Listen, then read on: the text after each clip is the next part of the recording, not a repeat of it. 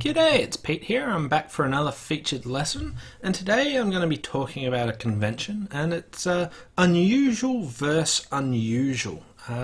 So it's a bit complicated what it is, but it's quite powerful when you know it, and it's actually used sort of generically by experts around. One funny story that came from Laura was she was playing in just a pick-up partnership with someone, and they actually hadn't discussed their major suit raises. Now, there's lots of different varieties of major suit raises, so that there's no just one standard, this is how you are going to raise if you're in a pickup partnership. But luckily for her, when she picked up this hand and she was worried about how she's going to raise her partner, the opponents opened, and then so her partner opened, and then the opponents intervened with unusual 2-no trumps. And this freed her up to use unusual versus unusual, which he knew was going to be sort of assumed that it would be operating. So there's a little backstory about the convention, but I'll just jump in and get a little bit more into what it is. So unusual versus unusual operates when the opponents do a bid that's unusual 2-no trumps is the most common one. But anytime the opponents set 2 5-card suits, you can use this convention called unusual versus unusual.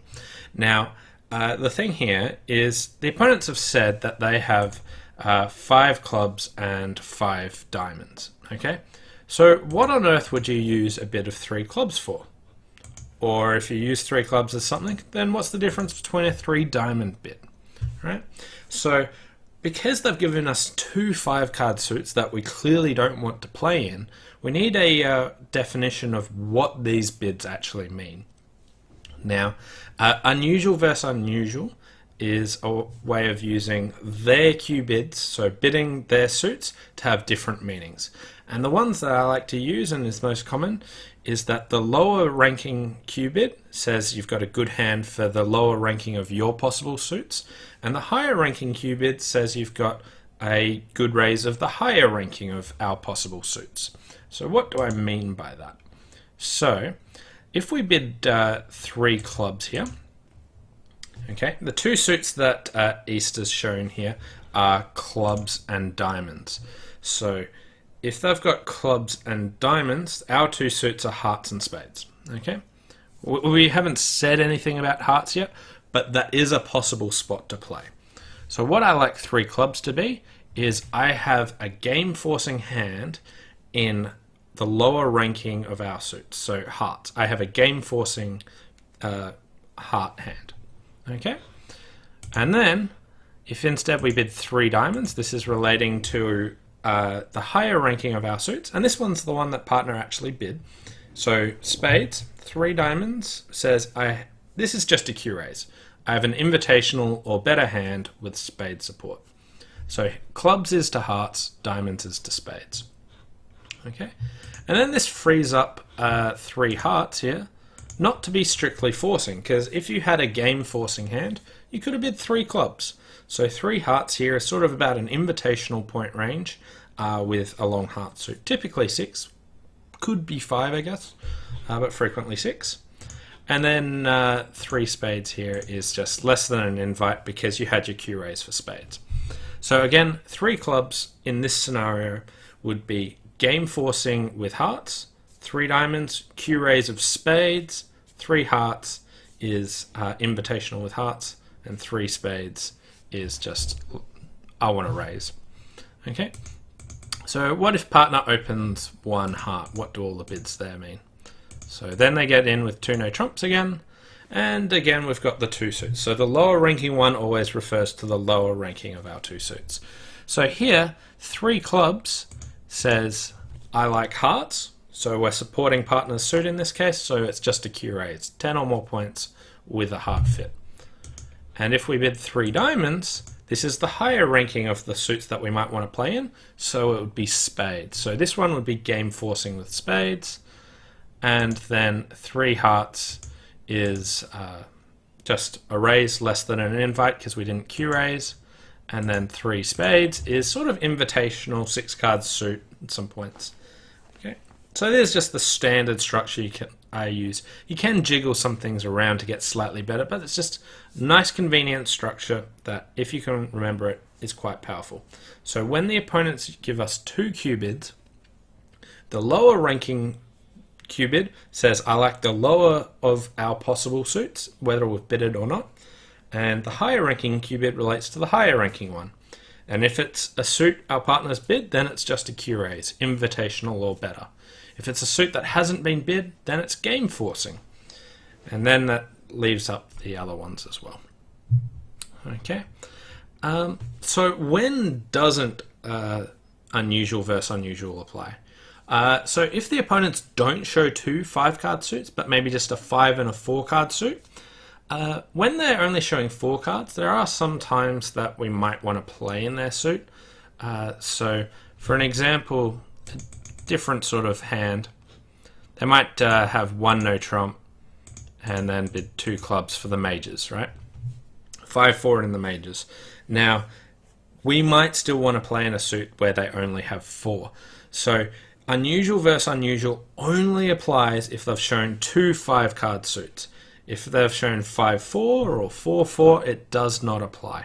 Only when it's 5-5 or more. Okay. The other time that it doesn't apply, but people might think it does, is when they've shown 2 5-card suits, but they're not both known. So here the opponents might play Michaels, 1 heart, 2 hearts Michaels, showing spades and a minor. Okay. Now we know they have a 5-5, and we know spades is one of their 5-card suits, but we don't know what their other one is. We don't know whether it's clubs or diamonds. So we can't use unusual versus unusual in this scenario because we don't know both of their suits. We know that they have spades and a minor. We don't know which minor there is, so we can't use that other suit for a cue bid. Another scenario which isn't unusual 2 no trumps, where it does exist, is just the regular Michaels where they're showing 2 5-card majors. So here they're showing spades and hearts. So we don't want to play in either of them. We could use hearts to show the lower ranking of our suits because that's the lower cue bid. So that would say clubs. So 2 hearts would be I like clubs. And 2 spades would be I like diamonds, the higher ranking of our possible suits. So you can use both the cue bids to show different sorts of suits. So the lower ranking of their cue bid relates to the lower ranking of our possible suits. Higher ranking cue bid to the higher ranking of our possible suits. If it's a suit partner is bid, then it's just a cue raise, 10 or more points. If it's a suit partner hasn't bid, then it's a game forcing hand. Okay, so there are some of the situations where it can apply and how it works. So let's just look at some actual example hands. Okay, so we've got the hand we have up here, and we'll bid it properly. And here we go, 1 spade, 2 no trumps, overcall. And we've got 7 points. We've got a singleton. You might drag this up to 10, but I don't think this is quite worth a cue raise. But I think it's borderline. So in this stage, I'd just be happy to compete to 3 spades. Now, you wouldn't just bid 3 spades on any rubbish 6 count, so it's less than an invite, but not that much worse. So I think that would be a pretty good description of this hand. Okay. Bring up another hand. Okay, this time 1 spade and 2 no trumps again. And what would we want to do with this one? Again, we've got 9 points. We've got 4 card support. Still don't want a cue raise on this hand. So again, we can just bid 3 spades and settle there. So neither of these times have we used the cue bids, but it is important to know that they're there and we can use them. Okay. And again, partner's still rolling on with the spades and they bid unusual 2 no trumps. So this time we have 15 points. We've got this nice heart suit, but we do have a spade fit. So we want to tell partner about our spade fit rather than our hearts. So we've got the 2 cue bids. We've got 3 clubs and 3 diamonds. So how do we show this? So the spades is the higher ranking of our possible suits. So we use the higher ranking cue bid, which is 3 diamonds. And this says, partner, I have an invitational or better hand. Now, clearly we're in the better hand type. But all we do is if partner bids something like this, we can then raise it to 4 spades. Okay, so 3 diamonds here would be what you would use to replace your Q-raise. Okay, more examples. Again, similar auction. 1 spade, 2 no trumps. This time we've got 10 points, and it's an okay 10 points, nothing special about it, but I would make a Q-raise here. Now again, this is invitational or better with spades, so this time we just bid the higher ranking suit. They've shown clubs and diamonds.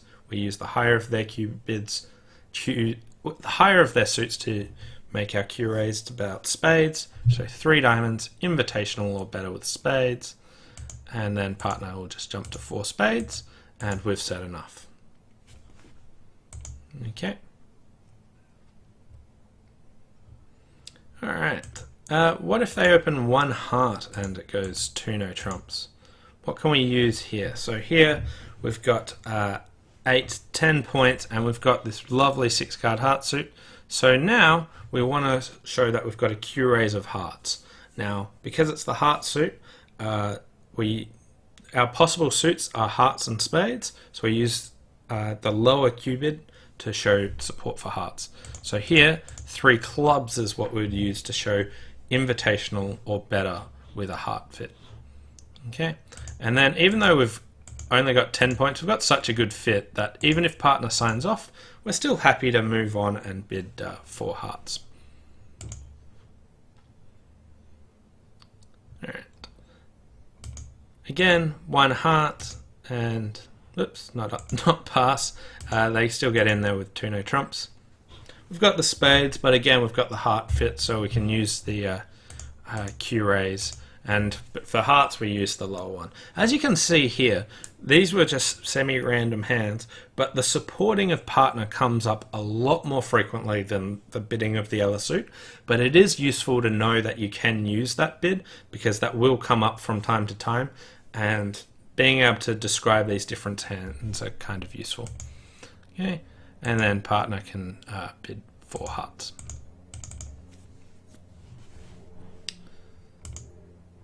So just important to remember what sort of Q-raises you can use. So here, again it goes 1 heart and 2 no trumps. This time we've only got 7 points and not a particularly strong enough hand to bid 3 spades. If we bid 3 spades here, it would be an invitational hand, and we're not quite good enough for that. So you'd want about another king more to be able to do that. So in this case, we actually just want to pass, and if the opponents come back like this, now we might be able to bid 3 spades, which is like, I have a less than an invitational hand with a lot of spades. But if we had about another king more, we could have bid 3 spades the first time, and if we had a lot more, we could have bid 3 diamonds, game forcing with spades at the first time. But when we're the weak hand, we just want to keep it low. Okay, this time 1 heart, 2 no trump, and here we go. We've got 10, I can't even count anymore, 15 points. So we've definitely got enough points for game, and we've got a 5-card spade suit. So we want to make the game forcing spade bid. So what we can do is bid 3 diamonds. This is the higher Q bid. It says for the higher of our suits, I've got a game forcing hand because it's the unbid suit. And now, if partner doesn't like spades but has more hearts, they can bid 3 hearts, which we could then support. But they actually like spades, so they can bid 3 spades. Now notice that we made a game forcing bid, so this is actually still a forcing bid. And you can sort of keep bidding on and possibly investigate slams and things like that. By having this sort of game forcing bid, it creates room to find out more about partner's hand. Whereas if you had to bid 3 spades in this situation, it sort of there's not as much room to work out what you want the trump suit to be. You also need a bit of guesswork about slam trying. So useful in these sorts of hands where you can conserve some space while you make some forcing bids. Okay, 1 heart again, 2 no trumps. I've got the minors, and this time I've got a 12 count. You could game force on this hand. It would be okay. This is the borderline one. You've got a 6 card spade suit. I wouldn't mind a 3 spade bid here. Although I also don't mind 3 diamonds. It's one of those either or. This would be absolutely maximum for a 3 spade bid. If you took away like the jack of clubs or something, I think that'd be spot on for a 3 spade bid. But as it is, I'd probably lean towards 3 diamonds, the game forcing with spades, and then partner can either support spades or things like that. And you can, again, similar style. So hopefully there were all the example hands I had for this. I hope you enjoyed this little discussion about unusual versus unusual and what you can do about it. So the general rules are whenever the opponents show 2 known 5-card suits. Okay, they've specified 2 5-card suits, not 5-4, not 4-4, but 2 5-5 or longer suits. They're also known, not when it's like spades and a minor where you don't know, but they know which 2 5-card suits they have. Frequently comes up over unusual 2-no trumps. That's the time to keep an eye out for it. The way it works is you use the lower Q bid for the lower suit, the higher Q bid for the higher suit, and if you're supporting partner via that Q bid, it's invitational or better. Whereas if it's a new suit, so if your partner bids spades and you're showing hearts, then that would be a game forcing bid. Allows your other bids to have a little bit more definition as well.